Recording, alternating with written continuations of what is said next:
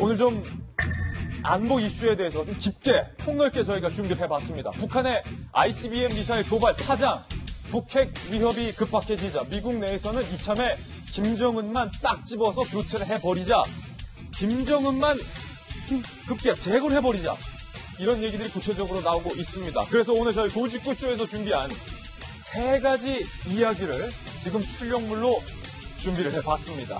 북한의 미사일 발사 파장, 북핵의 패러다임이 바뀌고 있다. 우리의 대북 정책도 변화가 불가피한 시점에 놓였습니다. 어쩌면 북한 이슈를 해결할 수 있는, 북한 문제를 해결할 수 있는 절호의 기회이자 영영 우리 손으로 북한 문제를 해결하지 못할 수 있는 위기 상황일 수도 있겠습니다. 첫 번째 이야기입니다.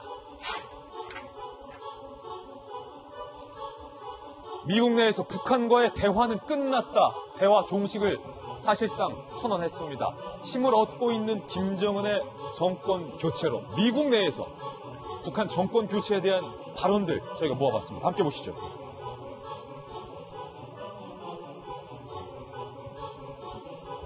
CIA 국장입니다. 마이크 폼페이오는요, 핵과 북한 김정은을 분리하는 것이 중요하다, 이렇게 말했고요.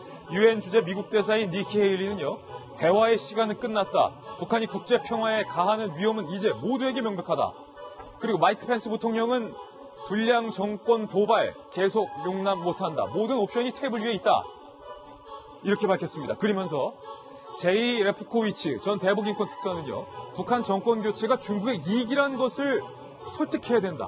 중국에게 실제로 북한 정권 교체가 니들한테도 좋아, 이걸 설득하겠다는 거예요. 헨리 키신저 발언을 좀 주목해야 될 것 같습니다. 북한 정권 붕괴 이후 상황을 한국이 아닌 중국과 사전에 합의해야 한다. 월스트리트 저널의 사설에도 이런 얘기가 나왔습니다. 북한 정권 교체를 목표로 하는 새로운 대북 전략을 미국이 짜야 한다, 이런 얘기 나왔는데, 김문식 교수님, 안보 전문가시니까 미국이 북한의 정권을 교체하겠다는 건데 뭐 어떻게 교체를 하겠다는 겁니까, 이게? 그러니까 저런 미국 내에 이제 흐름이 감지되는 것은요, 그만큼 북한의 핵 미사일 위협에 대해서 미국이 심각하게 받아들이고 있다는 거죠. 그러니까 정권 교체라는 저 흐름들이 대두되는 것은 두 가지의 고민입니다. 하나는 이제는 북한의 김정은이 저렇게 미국 본토를 위협할 정도의 실질적인 위협이 가시화됐는데 거기에 대응할 수 있는 가장 쉬운 방법은 이제 군사적 공격이 있지 않겠습니까? 모든 테이블이 이제 모든 옵션이 테이블에 올려 있다는 게 그건데, 그러면 미국이 주도하는 군사적 공격에 대해서 과연 이 한반도에 살고 있는 우리로서는 동의할 수 있는가? 쉽지 않거든요. 그러니까 군사적 옵션이라는 가장 간단한 외과 수술적인 어떤 제거를 할 수 있는데 그것을 미국은 생각은 할 수 있지만 한반도에 실행하기 쉽지 않아요. 여러 가지 이유가 있기 때문에. 그래서 군사적 옵션도 불가능하고. 두 번째, 그렇다면 군사적으로 공격하지 못할 거라면 김정은이 요구하는 대로 자기가 대화에 나서서 김정은이 요구하는 걸 다 들어줘야 되지 않겠습니까? 그것도 미국으로서 탐탁지 않고 할 수 없는 거죠.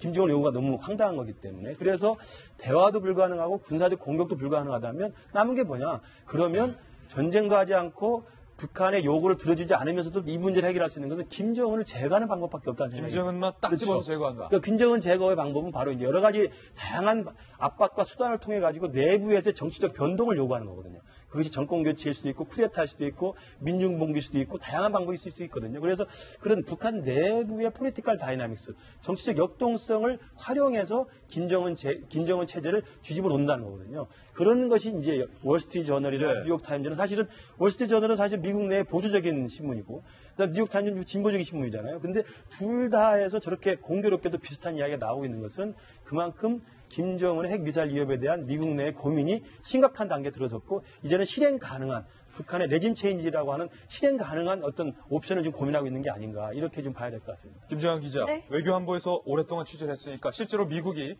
북한의 정권을 교체할 수 있는 능력을 보유하고 있다.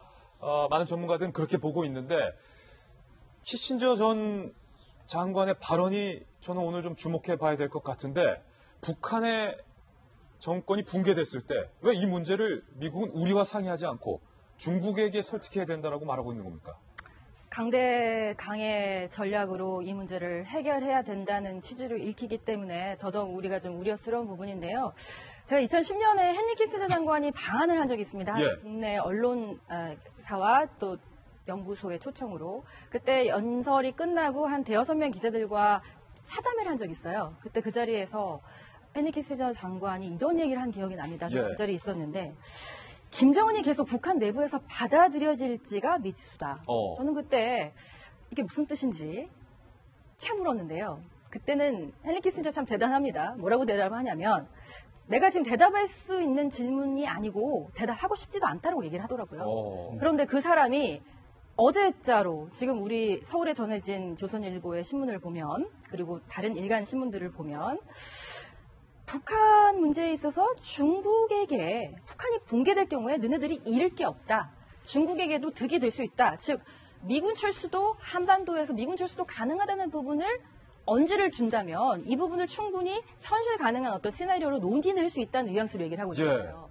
그런데 여기서 또 하나 키신저라는 사람에 대해서 우리가 좀 주목을 해야 되는 게 일부 공화당 조야에서는 키신저에게 붙인 별명이 있습니다. 뭡니까? 팬다 러버. 팬다 러버. 팬다는 중국을 의미하는 거죠. 팬다는 러버. 그러니까 친중 인사다. 그리고 일부 중국의 이제 컨설팅 역할을 하면서 상당한 어떤 그 수입료도 받고 있기 때문에 중국의 입장에서 이야기하는 거 아니냐라는 이야기도 하지만 그만큼 중국 내밀한 권력, 권부의 심리와 멘탈을 잘 꾀하고 있다, 파악하고 있다라고 볼 수 있는 인물인 거예요. 그렇다면 이 사람이 그냥 자기가 어느 날 밤에 이 뉴스를 듣고 나서 이 얘기를 했을까? 저는 그렇게 생각하지 않거든요. 이거는 중국 내부에서 때로는 어떤 통로를 통해서 키신저 전 장관에게 이야기해온 어떤 기류가 아닐까. 뭔가 물밑에서 오고 갔던 중미 간의 이중 기류다. 간의 그런 기류가 아닐까라는 이제는 상상력을 동원해서 우리가 생각을 해봐야 되는 이슈가 아닐까라는 생각이 들어서 저는 이 부분에 대해서 예의주시하고 있습니다.